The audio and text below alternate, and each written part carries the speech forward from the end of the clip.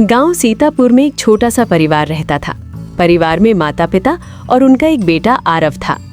आरव पढ़ाई में ठीक ठाक था, लेकिन उसका व्यवहार थोड़ा अलग था।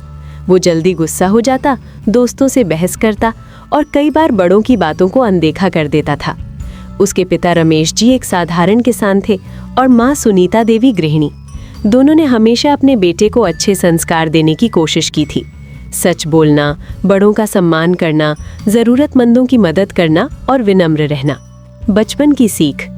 एक दिन की बात है, आरव स्कूल से घर आया और गुस्से में अपना बैग फेंक दिया। माँ ने पूछा, क्या हुआ बेटा? आरव बोला, आज मेरे दोस्त ने मुझे सबके सामने बेवकूफ़ कहा। मैंने भी उसे बहुत बुरा भला कहा। अब वो मुझसे बात नहीं करेगा। माँ मुस्कुराई और बोली, बेटा, अगर कोई तुम्हें पत्थर मारे तो क्या तुम भी पत्थर मारोगे? आरव बोला, हाँ, क्यों नहीं। माँ ने धीरे से कहा, नहीं बेटा, अगर कोई तुम्हें पत्थर मारे तो तुम उसे फूल दो, क्योंकि पत्थर देना उसकी आदत है, लेकिन फूल देना तुम्हारा संस्कार। ये बात आरव के मन में बैठ गई, लेकिन वो अभी भी पूरी तरह समझ नहीं पाया था। गुरुजी की परीक्षा। स्कूल में उनके क्लास टीचर शर्मा सर बहुत सख्त लेकिन दिल के अच्छे इंसान थे। एक दिन उन्होंने पूरी कक्षा को एक छोटा सा प्रयोग करवाया।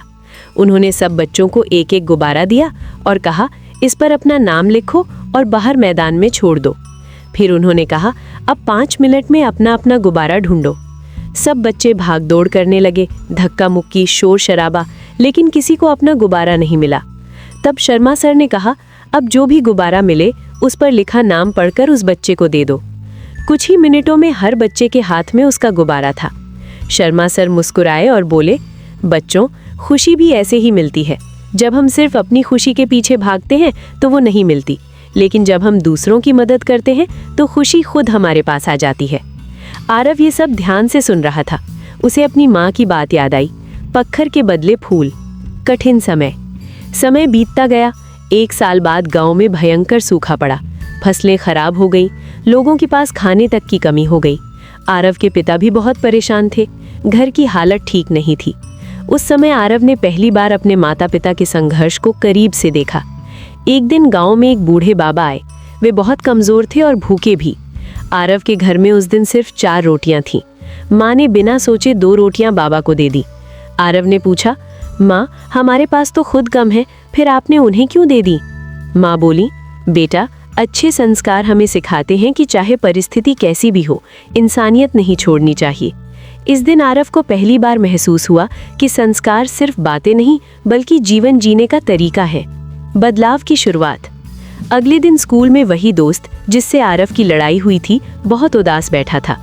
आरव ने हिम्मत की और उसके पास जाकर बोला, मुझे माफ कर दो, मैंने गुस्से में गलत कहा। दोस्त की आंखों में आंसू आ गए। उसने भी माफी मांगी। उस दिन के बाद आरव ने तय कर लिया कि वो अपने व्यवहार में बदलाव लाएगा।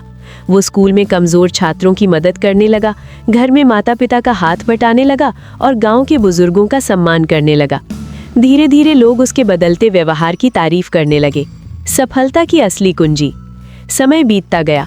आरव ने मेहनत और अच्छे संस्कारों के बल पर पढ़ाई में भी उत्कृष्ट प्रदर्शन किया। वो शहर के एक बड़े कॉलेज में चयनित हुआ। शहर में जाकर उसने देखा कि कई लोग सिर्फ पैसे और पद के पीछे भागते हैं, लेकिन आरव हमेशा विनम्र और मददगार बना रहा। एक बार कॉलेज में एक प्रतियोगिता हुई। विषय था जीवन में सफलता का रहस्य। कई छात्रों ने बड़े बड़े शब्दों में भाषण दिए। जब आरव की बारी आई, उसने सिर्फ इतना कहा, सफलता का असली रहस्य अच्छे संस्कार है, क्योंकि ज्ञान आपको ऊंचाई तक ले जा सकता है, लेकिन संस्कार आपको वहां टिकाए रखते हैं। पूरा हॉल तालियों से गूंज उठा। जीवन की सच्ची जीत। कुछ सालों बाद आरव एक सफल अधिकारी बन गया, लेकिन उसने कभी अपने गांव और अपने संस्कारों को नहीं भुलाया।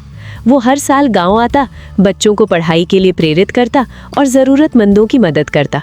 एक दिन गांव के स्कूल में भाषण देते हुए उसने कहा, दोस्तों, पैसा, पद और प्रतिष्ठा सब समय के साथ बदल जाते हैं, लेकिन अच्छे संस्कार इंसान की पहचान बन जाते हैं। अगर आप सच बोलते हैं, बड़ों का सम्मान करते हैं और ज़रूरतमंदों की मदद करते हैं, तो आप जीवन में कभी असफल नहीं हो सकते। गांव के लोग गर्व से उसे देख रहे थे। उसकी माँ की आंखों में आंसू थे, खुशी के आंसू।